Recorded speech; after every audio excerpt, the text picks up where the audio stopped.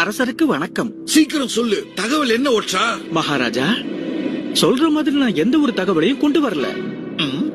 காலடி சத்தத்தையும் பறவைகளோட சத்தத்தையும் மிருகங்களுடைய கத்தலையும் கூட ரொம்ப கவனமா நாங்க கேட்டுக்கிட்டு இருந்தோம். ஆனா அவங்க வரதுக்கான அறிகுறி எதுவும் தெரியல.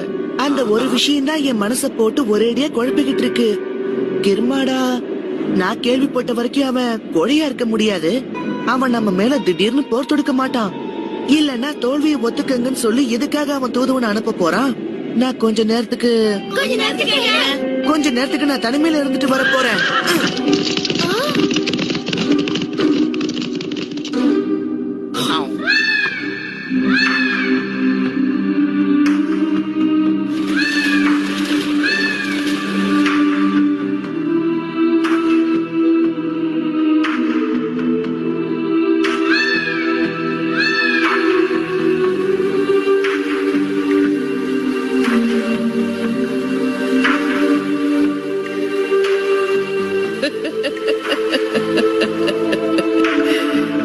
என்ன நினைச்சு தியானம் பண்ணது போது கண்ணை திறந்து பாரு பீம்.